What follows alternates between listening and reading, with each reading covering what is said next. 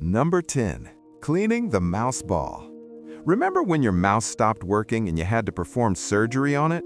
You'd flip it over, twist that little ring, and out would pop this rubber ball that looked like a tiny bowling ball. The fun part was scraping off the horrifying gunk that collected inside. It was like archaeology, but instead of finding dinosaur bones, you'd find these perfect little rolls of lint and dirt. These Grimes sausages would form around the little rollers inside the mouse, and they were oddly satisfying to remove, like peeling dried glue off your hands. You had to do this ritual every few weeks or your mouse cursor would start jumping around the screen like it was having a seizure. Some people got so good at this they could clean their mouse without even looking. They'd just pop it open during meetings and start scraping away. But here's the really gross part. That gunk was actually a mix of dust, dead skin cells, and whatever else was on your desk. So basically, you were collecting a museum of your own filth. Now, with optical and laser mice, this skill is as dead as the skin cells we used to scrape out.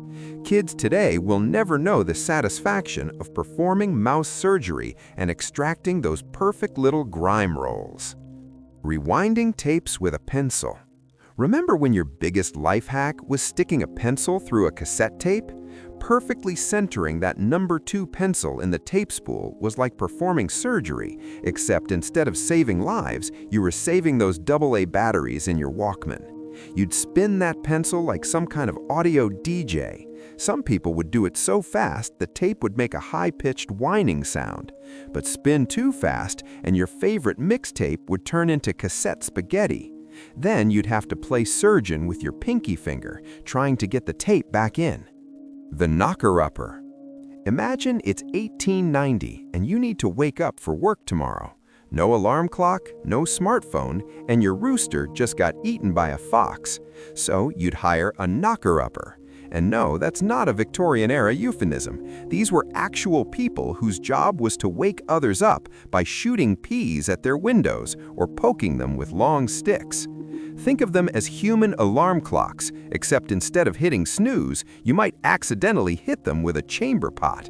The knocker-upper would walk around town with a long bamboo stick, sometimes up to 20 feet long, tapping on second-floor windows until they saw movement inside. Some got creative and used pea shooters instead.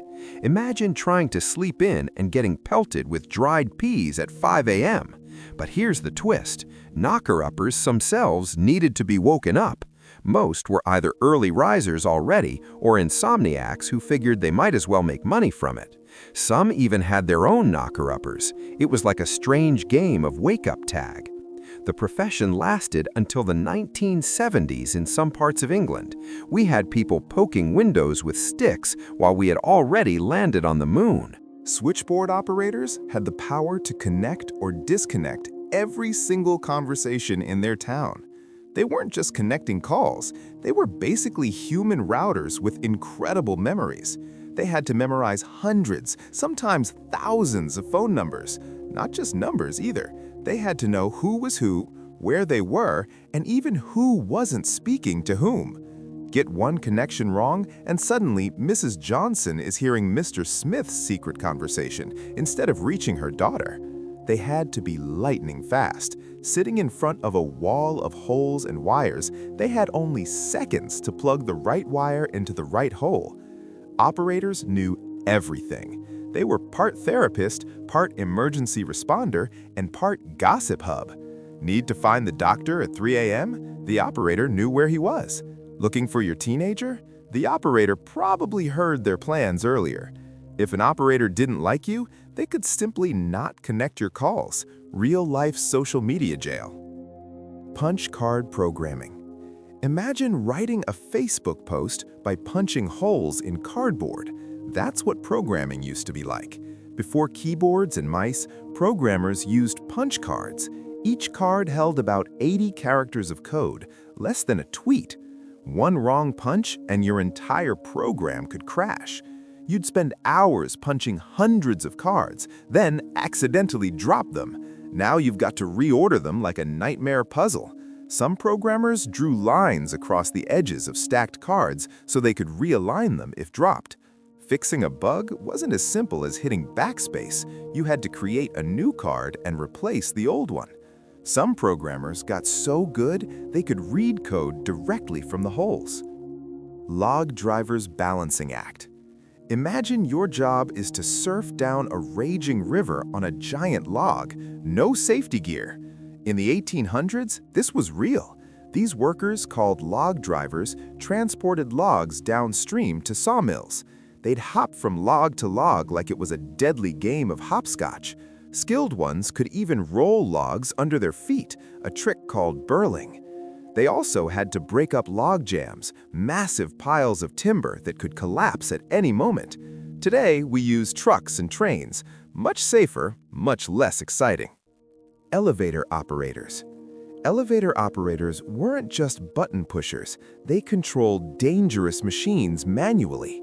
Old elevators didn't stop automatically. Operators used a lever to control speed and position, needing perfect timing to stop level with each floor.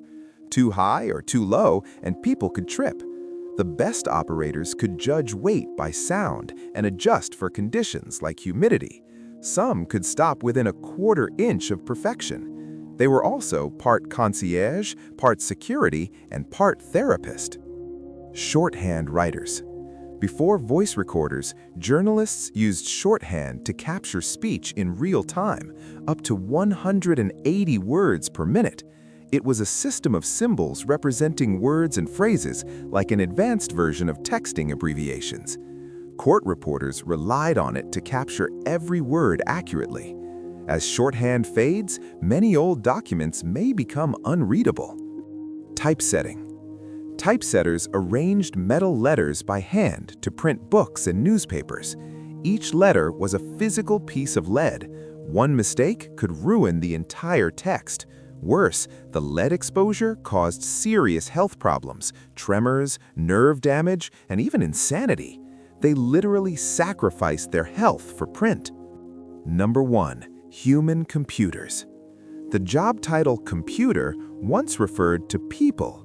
These individuals performed complex calculations by hand, rocket trajectories, engineering loads, and more.